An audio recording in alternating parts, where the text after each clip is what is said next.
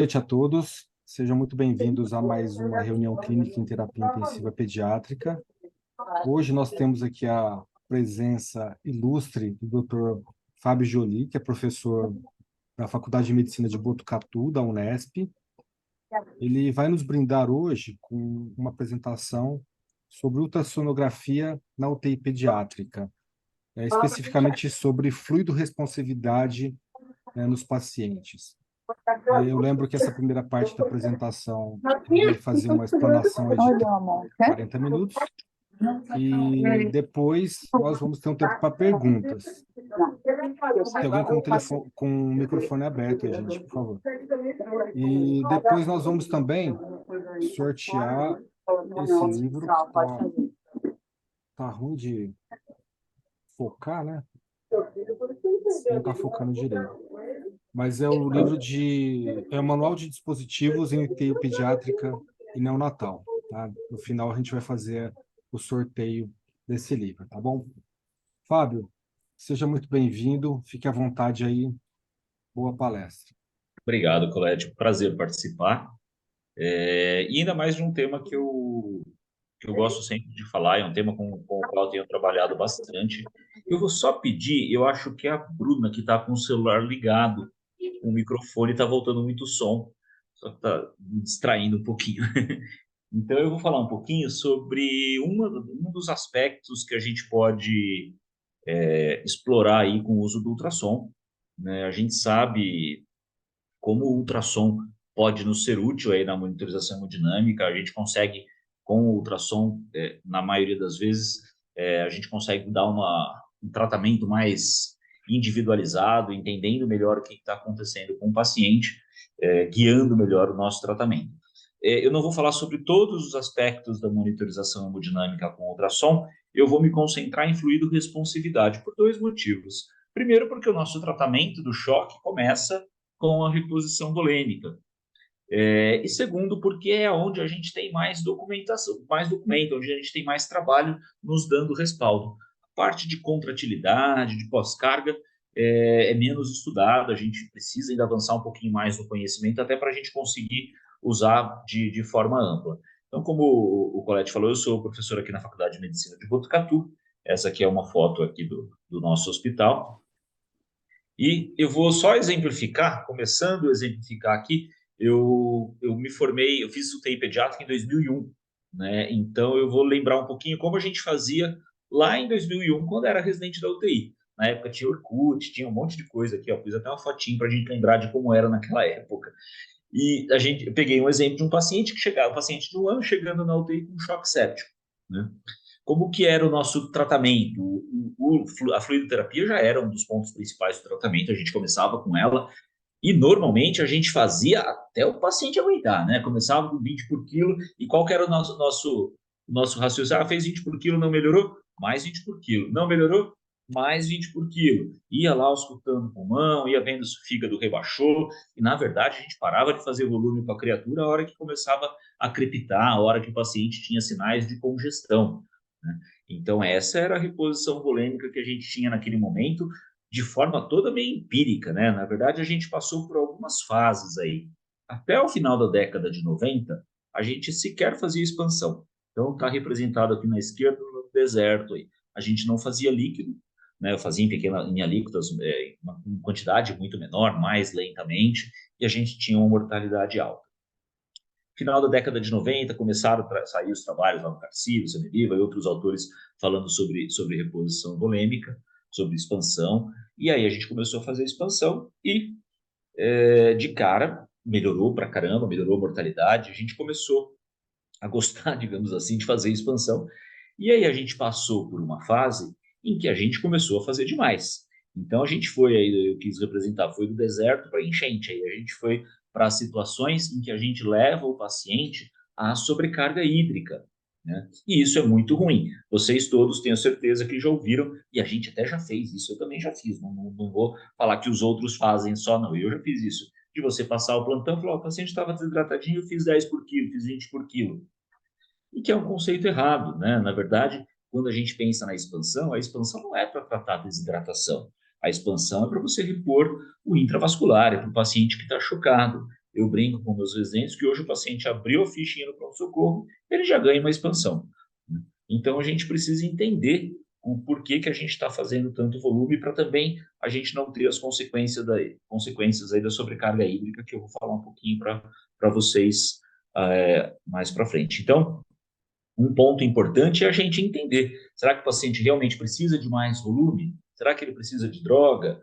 A tendência é a gente cada vez mais segurar um pouquinho o volume e entrar mais precocemente com a droga.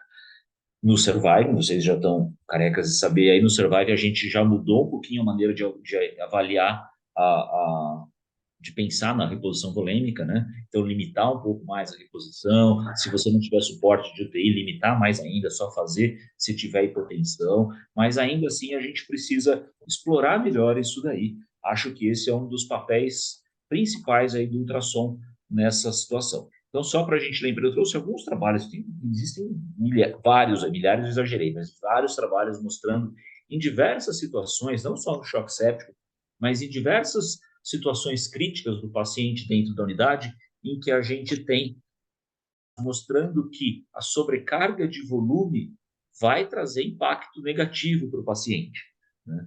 Então, aqui, esse trabalho mostra isso de uma forma geral, né, em paciente crítico, né, que mostrando que o balanço positivo repercutia de forma ruim para o paciente.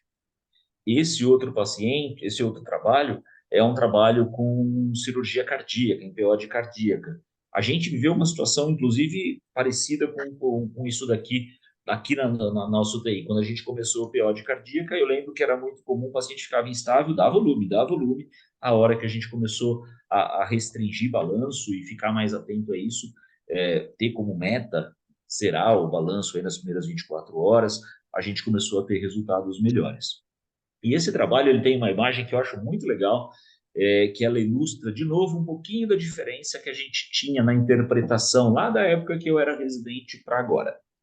Quando a gente pensa no choque séptico e quando a gente pensa na lesão renal associada ao choque séptico, desculpa, eu traduzi a frase aqui, mas acabou ficando no slide original, que era em inglês. Quando a gente pensa na lesão renal lá no começo de 2000, como a gente entendia que ela aparecia no choque? Bom, a gente repõe um pouco o volume, faz uma NTA e o paciente faz lesão renal, por conta disso ele fica oligúrico e piora a mortalidade por ter a lesão renal. Hoje a gente sabe que não é bem assim, né? Então aqui à direita, esse gráfico a gente consegue ver melhor. Aqui a gente não está, ficou meio borradinho, mas aqui embaixo a gente vê a sobrecarga hídrica. Então aqui são os pacientes normovolêmicos, à esquerda os pacientes hipovolêmicos e à direita os pacientes hipervolêmicos. Então, aquele conceito de que a gente tinha de que era a lesão renal que levava o paciente à hipervolemia, hoje a gente sabe que não é bem assim. Vejam, a hipovolemia, ela leva ao aumento da incidência de lesão renal, mas a hipervolemia também, tá? Então, a gente tem que tomar cuidado com o balanço, a gente tem que ficar vigilante nisso aí o tempo inteiro. E se a gente vai falar, então, sobre reposição volêmica, qual o papel aí do ultrassom, né? Onde que ele entra nisso? A gente tem, isso é uma coisa muito legal. Se antes a gente fazia tudo isso de forma empírica, a gente fazia o volume e via como que o paciente respondia, e com isso fazia, às vezes ali, fazia 10, fazia 60, 80, 100, já cheguei a fazer 200 ml por quilo num paciente com choque séptico. Hoje, a gente tem como meta com o ultrassom avaliar a fluido-responsividade. Então, o que é avaliar a fluido-responsividade? A gente tem aqui a curva representada aí que representa o Frank Starling, tá? A gente tem duas situações aqui. A gente tem um grupo de pacientes que é representado aqui pela essa primeira curvinha que eu estou mostrando para vocês, que é o grupo de pacientes que eles são fluido responsivos. O que significa isso? Ser fluido responsivo significa que, se eu der volume para esse paciente, ele vai ter melhora do volume ejetado, ele vai ter melhora do débito cardíaco. Já um outro grupo de pacientes, eles não vão ter essa melhora do débito a hora que você dá volume. Então, esse grupo, que não é fluido responsivo, eu expor esse paciente a mais fluido, só vou aumentar os riscos dele apresentar aqueles problemas que eu falei para vocês da sobrecarga hídrica. Eu citei rapidamente do paciente crítico de uma forma geral e do pós-operatório de cardíaca. Mas a gente tem, por exemplo, bundles de bronquiolite, mostrando que a hora que você faz um controle mais rigoroso do balanço hídrico, o paciente vai melhor. A gente tem isso na SDRA, a gente tem isso no choque séptico, o PO de cardíaca. Então, em grande parte das patologias críticas ali, a gente tem que ter essa preocupação, né? Então, a ideia com o ultrassom, então, olha que legal, ao invés de você fazer o volume e avaliar a resposta, você vai conseguir avaliar o paciente inicialmente e ver se realmente o volume é o melhor caminho para ele, tá? Esse é o papel principal aí do ultrassom. Então, acho que já vale a pena muito a gente pensar nisso daí. Esse artigo aqui é um artigo muito legal, que essa autora, a Suchitra Ranjit, é uma autora, como o nome já sugere, é uma autora indiana, e ela escreve muito sobre responsividade ao volume. Os trabalhos dela são sempre muito bons. E esse trabalho é um trabalho muito legal que ela desenvolveu, que ela fez em algumas UTIs lá da Índia. Como que ela avaliou? O que que ela avaliou? Tinha 42 pacientes. Primeira pergunta que ela fez nas UTIs que participaram era por que fazia volume? Então, duas foram as respostas principais, duas foram as justificativas principais para se fazer volume nesses pacientes. A primeira, os objetivos principais seriam que fazendo volume, você melhoraria o índice cardíaco, o débito cardíaco. E o segundo grupo falou que melhoraria a pressão arterial. E aí ela foi avaliar. Então, nesses pacientes, ela falou, vamos fazer então volume e vamos ver o que a gente tem de resposta. E olha que interessante. Desse trabalho, fazendo alíquotas aí de 10 ml por quilo, o que ela viu? Olha o impacto disso. 69% não mostrou melhora de índice cardíaco. Tá? Desses 69%, uma boa parte deles também não melhorou. Então, não melhorou índice cardíaco e não melhorou pressão arterial. Tá? Ainda tem do grupo que respondeu, mais ou menos 31%, uma boa parte deles ainda também não respondia com aumento de pressão arterial. Então, mostrando que, vejam, um pouco mais de 50% dos pacientes não teriam benefício da expansão. O Tiago da Unicamp fez um trabalho também parecido com isso e ele tinha dados parecidos também, mais ou menos 50% não tinha benefício. Então, a gente está colocando o paciente, expondo o paciente, na verdade, apenas aos efeitos deletérios, né? A gente só está expondo ele aos riscos da sobrecarga hídrica e aumento de mortalidade, tudo que vem decorrente dela. Então, essa foi uma conclusão dela, na verdade. Aqui eu peguei um zoom aqui do finalzinho, mostrando que acho que isso é uma coisa interessante. Porque lembra que eu falei para vocês como a gente fazia no começo? Fazia 20 por quilo, não melhorava, repetia, não melhorava, repetia, e você ia fazendo volume na esperança que alguma hora esse volume fosse melhorar. Na verdade, o que a gente sabe? Se a gente for fazer sem ultrassom, muito provavelmente a gente tem que avaliar a resposta inicial. Se o paciente não teve uma resposta inicial favorável com a administração de fluido, não adianta a gente ficar insistindo nisso. Tá? Então, acho que esse é um ponto importante aí para a gente pensar. Juntando o que a gente vê com relação a esse trabalho da questão da sobrecarga hídrica e a questão de como a expansão volêmica nem sempre ela tem o resultado que a gente espera, e lembrando dos problemas deletérios da sobrecarga hídrica, fica muito fácil a gente imaginar ou a gente pensar que a gente avaliar a fluido-responsividade com ultrassom possa trazer benefício para o paciente, né? Classicamente, a gente sempre avaliou a volemia através de PVC, né? Ao longo dos anos, vários trabalhos mostraram alguns períodos que devia usar PVC, outros períodos que não devia usar PVC. Hoje, o que a gente faz? Não vai usar nunca PVC? Não é assim. Ela pode ser usada, mas especificamente para a gente ver a sobrecarga, a fluido-responsividade, o ultrassom acaba sendo melhor aí para que a gente consiga, é mais preciso para isso, tá bom? Então, qual que é a vantagem do ultrassom? São várias aí, a meu ver. Primeiro, que ele é um exame não invasivo. E aqui, só para lembrar, a gente está falando de ultrassom à beira-leito, não é ultrassom feito pelo radiologista, né? É ultrassom feito pela equipe de emergência, seja emergência mesmo, pronto-socorro, seja emergência UTI, tá? Mas é a própria equipe que vai cuidar do paciente. Esse é o conceito, na verdade, do POCUS, né? Que é ultrassom point of care, você fazer ultrassom no local onde vai ser tomada a conduta, né? Ele é um método que ele é rápido, ele é fácil, ele necessita de um treinamento, mas que não é um treinamento, não tem nada a ver com treinamento de radiologia, tá? É um treinamento mais rápido, né? E ele permite, então, avaliar a resposta fluídica. E mais legal do que isso, na verdade, ele não avalia só a resposta fluida, tá? Ele avalia outras coisas aí. Na verdade, como eu sugiro os meus residentes começarem, quando a gente tem um paciente chocado, a primeira coisa que eu vou lá, a gente faz ultrassom e mede o índice cardíaco. O índice cardíaco está baixo, a gente vai tentar entender o porquê.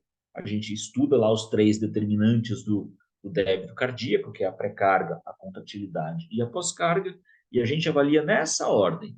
A gente faz, então, primeiro a avaliação da pré-carga, vê se é fluido responsivo, se for, faz o volume, avalia depois a contratilidade, trata se tiver disfunção e depois avalia a pós-carga e você vai também tratar de acordo com o resultado que você encontra. Então, com isso, a gente consegue ter uma ideia muito precisa do que está acontecendo com o paciente e fazer um tratamento mais direcionado para as alterações daquele paciente. A gente sabe no Surviving eles colocam isso bem claramente, inúmeros trabalhos mostram isso, a interpretação desses parâmetros baseado só em dados clínicos, ela é muito falha. Tá? Então, aquele paciente que a gente entende que está lá com choque hiperdinâmico, ou seja, com débito aumentado e vasodilatado, na hora que a gente clinicamente acha que é isso, que você faz a ultrassom, você vê que não é bem dessa maneira.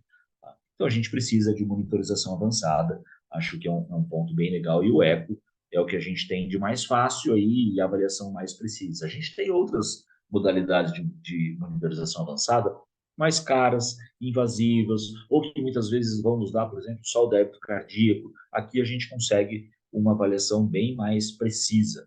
Tá? Claro que tem limitações, a gente precisa saber dessas limitações, então eu vou mostrar para vocês dois modos para a gente avaliar a fluido responsividade.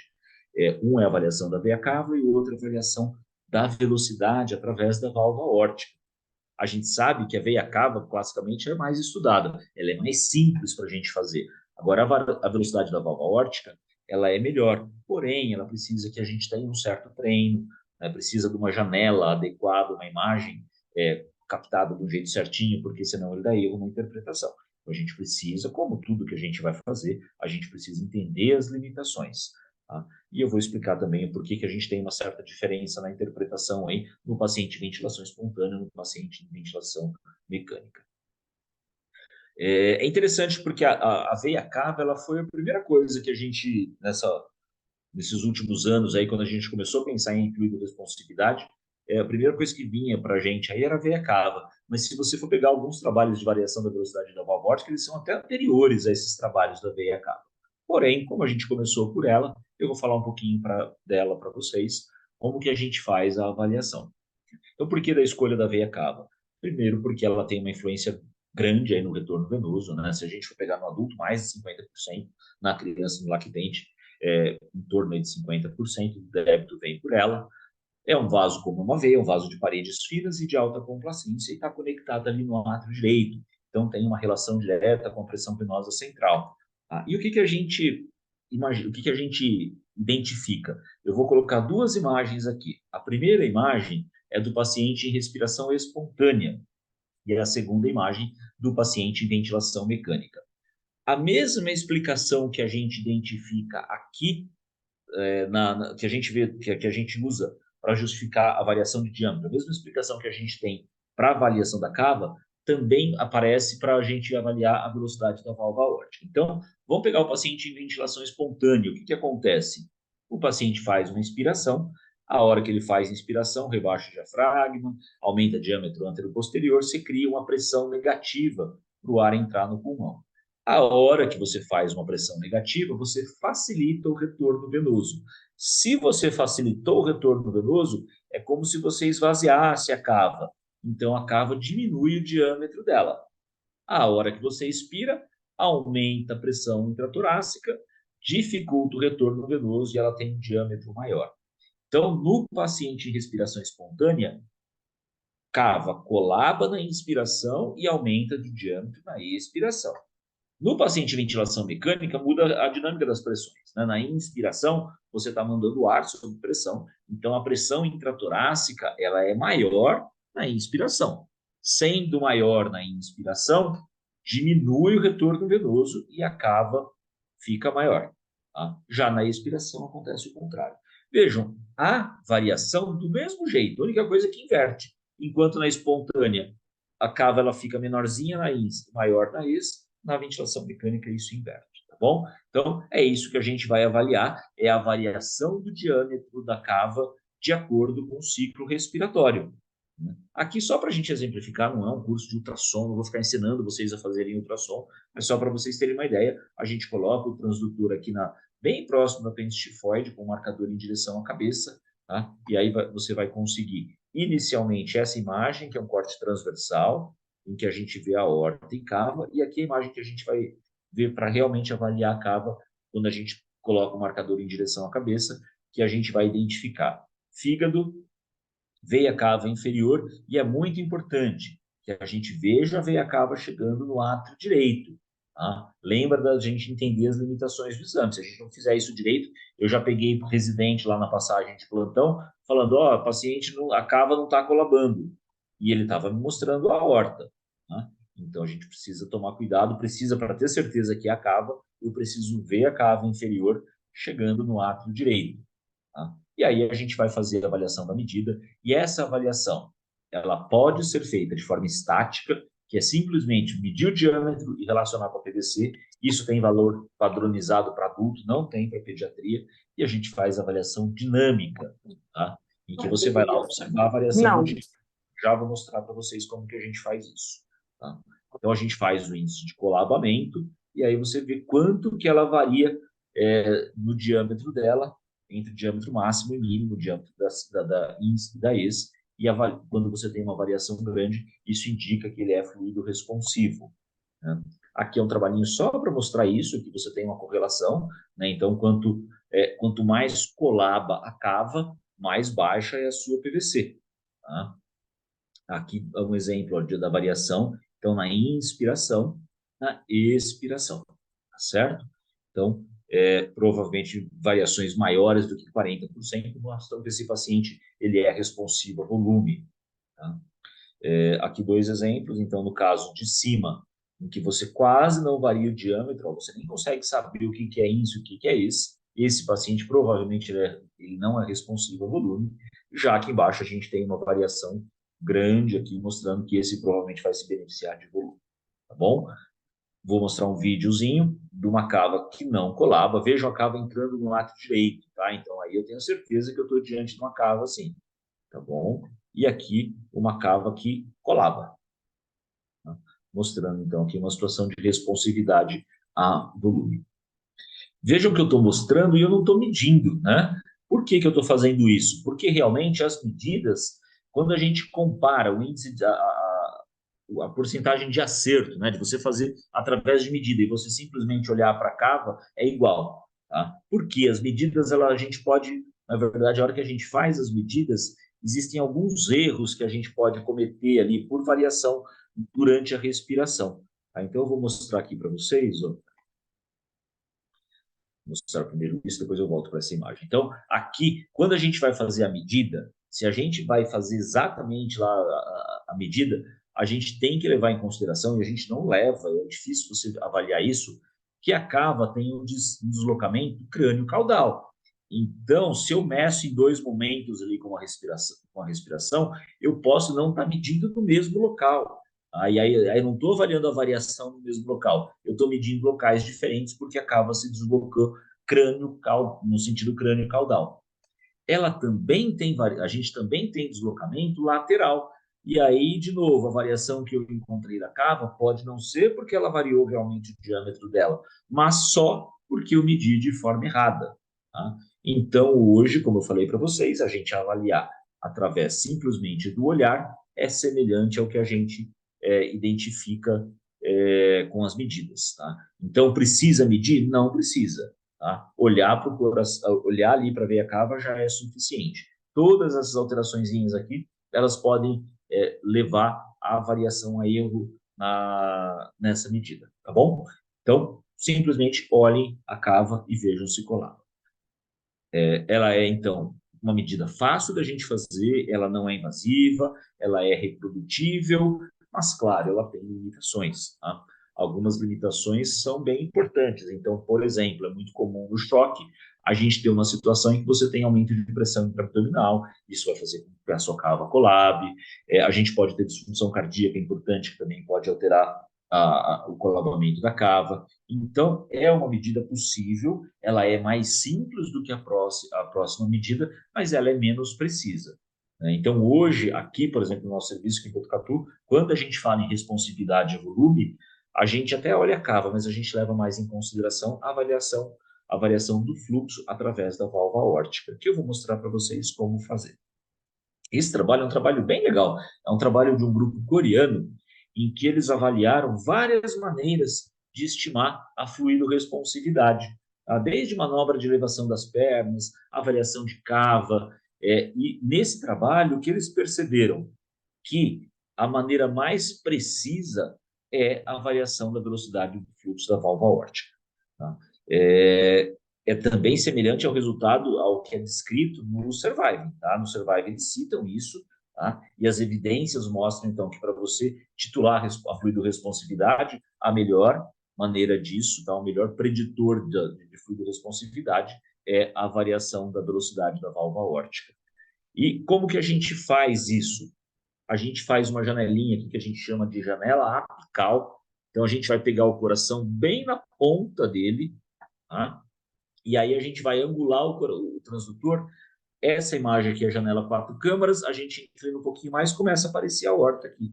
E aí eu uso o Doppler para a gente conseguir a velocidade, tá? Aqui são 2 exemplos, tá? Na figura A, isso aqui na verdade é o mesmo paciente em 2 momentos diferentes.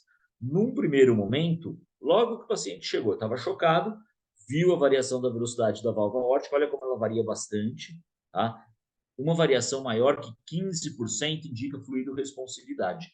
Nessa situação, a fluidoterapia é o melhor caminho. Esse paciente recebeu uma primeira expansão e na segunda avaliação ele já estava assim, ó, não variava mais. E olha que legal, ao invés de você insistir então no volume, você identificou que ele não é mais fluido responsivo. É melhor você, por exemplo, partir para droga, ao invés de você ficar insistindo no volume e expondo esse paciente à sobrecarga hídrica. É assim que a gente faz a variação da velocidade da válvula aórtica. Por que isso daqui exige um pouco mais de treino? Porque se a sua janela não estiver boa, se o seu cursor estiver mais angulado, isso tudo vai induzir a erro na medida. Então, normalmente, quando a gente vai fazer aqui, eu faço primeiro, os meus residentes tentam repetir, e aí a gente vê que grande parte das vezes dá um valor um pouco menor, até ir treinando, e aí consegue reproduzir esse resultado, tá? Então, precisa de um pouco mais de treino. Normalmente, a gente começa, então, aqui os nossos exercícios. Primeiro vem, acaba, e depois, conforme vai treinando bastante, fazendo bastante, eles conseguem começar a ver a velocidade da válvula aórtica. Bom, não é complicado, mas só precisa treinar um pouquinho. O ultrassom pode nos ajudar também de outras maneiras aí a correlacionar com bulimia. Por exemplo, se você faz um quadro de congestão pulmonar, então que muda o padrão do ultrassom, né, sai o padrão de linhas As lá, que é o habitual do pulmão normal, passa para um padrão de linha B. Isso indica para a gente mudança de densidade desse pulmão, indica que tem líquido. Então, pode sugerir, se isso aqui surge após uma expansão, isso indica que esse paciente não lidou bem com esse volume e ele fez sobrecarga hídrica, tá? A avaliação cardíaca pode sugerir, isso aqui tem uma certa falha aí, mas de uma forma geral, coração hipocinético fala mais a favor de hipervolemia, e hipercinético mais a favor de hipo. Não é o que a gente usa rotineiramente, o que a gente usa rotineiramente são realmente as avaliações da cava e da válvula aórtica, tá bom? Esse trabalho aqui é um trabalho muito legal, um trabalho que ele foi publicado no Jornal de Pediatria, ele foi inclusive citado no Survive, né? E é um trabalho de um grupo egípcio, e o que eles fizeram? Eles pegaram um grupo de pacientes com choque séptico e separaram, na verdade, a população deles em 2 grupos. Um grupo em que foi avaliado de forma sequencial com ultrassom e um grupo que não foi. E o que eles viram? Aquele grupo que foi avaliado de forma sequencial tiveram uma diminuição no tempo de reversão do choque, tá? E quando os autores fazem a discussão do trabalho, eles colocam que provavelmente o principal fator para levar a essa redução mais rápida, essa reversão mais rápida do choque, foi justamente a avaliação da fluidoterapia. Tá? Mais do que a contratilidade e a pós-carga, por conta daquilo que eu falei para vocês, de que a gente tem menos dado de literatura. Tá? Então, só de avaliar a pré-carga, eles já conseguiram reduzir mais rápido, reverter mais rapidamente, desculpa, reverter mais rapidamente o quadro de choque. Tá? Então, mostrando que faz todo sentido aí a gente avaliar com ultrassom. E lembra aquele pacientinho que eu falei para vocês? Eu citei um exemplo de como a gente faria alguns anos atrás, e eu vou citar o que a gente viu com um paciente nessa exata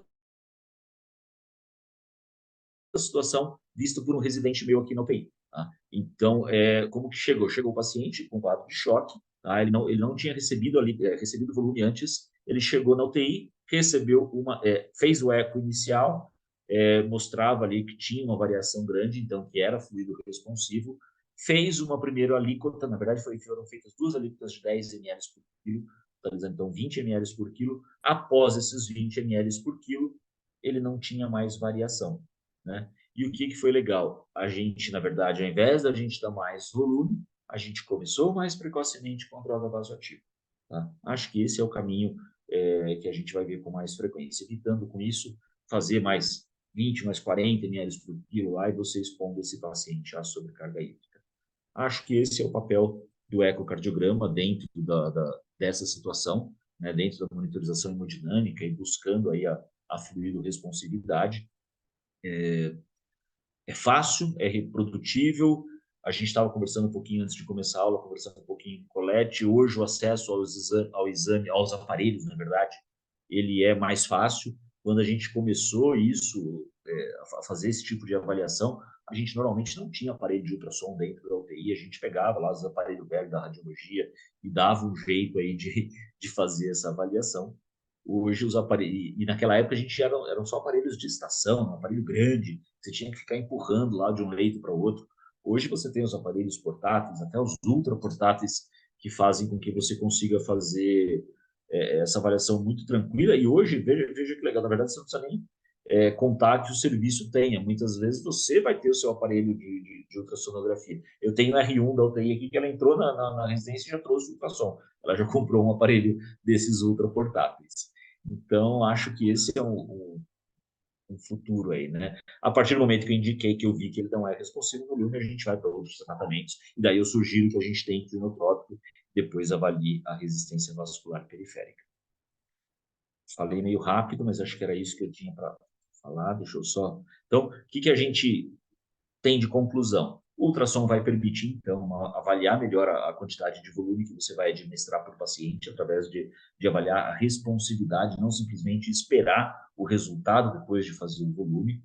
Permite aí que a gente faça o início precoce de drogas e, o que é muito legal, ele consegue avaliar os 3 componentes que vão determinar o volume ejetado e que, consequentemente, vão determinar o débito cardíaco, que são a pré-carga, contratilidade e pós-carga. Só repetindo, é nessa mesma ordem que a gente tem mais evidência. Mais evidência de pré-carga, um pouquinho menos de contratilidade, um pouquinho menos de pós-carga.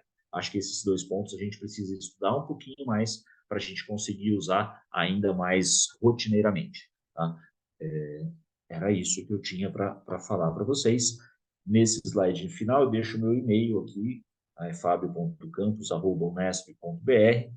Fiquem à vontade aí para qualquer dúvida, e a gente vai ter um tempinho. Eu fiz aula em 33 minutos, acho que era mais ou menos o programado, então a gente tem um tempo para tirar dúvidas. Excelente, Fábio. Eu achei a apresentação excepcional, muito boa mesmo. O tempo foi perfeito, né?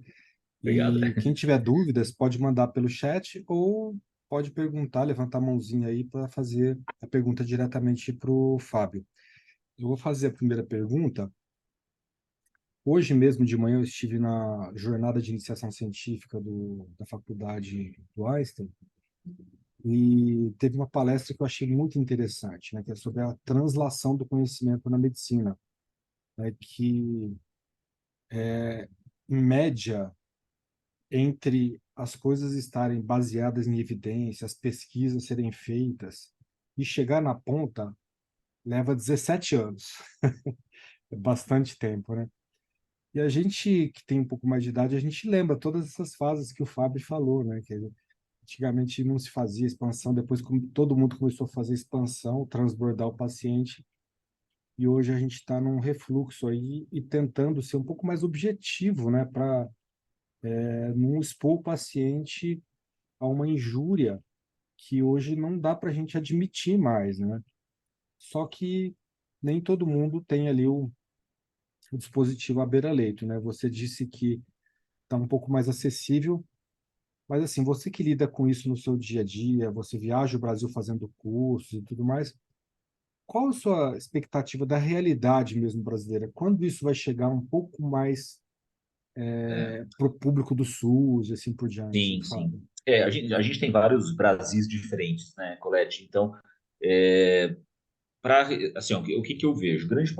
Uma boa parte, grande parte, mas uma boa parte dos hospitais a gente eu vejo quando eu estou dando aula, que uma parte do pessoal já tem acesso a algum ultrassom, tá? Seja ultrassom da radiologia, às vezes partilham o ultrassom com a radiologia, com a cardiologia, algumas unidades já têm ultrassom da própria unidade. Agora, o que que eu vejo de perspectiva? São dois pontos que a gente pode, quando a gente vai investir em ultrassom à beira-leito, por exemplo, aqui a gente tem um aparelho com bastante recurso, tá? Que vai me permitir fazer tudo que tem de trabalho hoje, mas que me permite pensar em fazer strain, fazer Doppler solar, outras coisas que a gente estuda, né, e que no futuro a gente provavelmente vai conseguir fazer. Mas hoje, se você pegar, por exemplo, o ultrassom ultraportátil, você tem aparelho aí de 20 e poucos mil reais e que você já consegue fazer essa avaliação de uma forma bem legal. Então, a sensação que eu tenho é que a gente não vai mais depender do aparelho, da unidade ter o aparelho, né? Muitos médicos vão ter o seu próprio aparelho. Isso daí cai em preço muito rapidamente, né? A tecnologia avança muito rapidamente. Então, acho que ainda é limitado, não são todos os locais que têm, acho que a maioria ainda não tem, né? Mas acho que é uma coisa que a gente tem que correr atrás. Os acessos venosos guiados por ultrassom, né? A gente muda para valer os riscos do paciente. Então, acho que é importante a gente lutar para difundir cada vez mais esse conhecimento. Uma outra questão que eu queria te perguntar, agora sim, nada baseado em evidências, mas baseado no Né? sentimento. Você sente que mesmo, né, nos locais que a gente não tem o recurso do ultrassom, que está o paciente chegando lá no pronto-socorro infantil, etc. e tal, você acha que o pessoal ainda está fazendo muito volume ou você acha que o pessoal já está pisando um pouco no freio, repensando e usando droga vasoativa mais precocemente? Qual que é a sua Eu acho que ainda, impressão, já que a gente não tem um estudo sim, brasileiro mostrando isso, né? acho que ainda faz muito volume. Acho que ainda faz muito volume e inicia com droga tardio, né? Então, acho que a gente ainda erra bastante nesse sentido. Perfeito. Eu tenho essa mesma impressão. Por isso que É. anteriormente eu estava falando do negócio da translação, porque realmente, assim, para chegar na ponta, o colega que está lá no PSI, não sei aonde lá, eu acho que a informação que está lá ainda é de dar volume, né? E um pouco de receio de ficar fazendo droga, por exemplo, em veia periférica.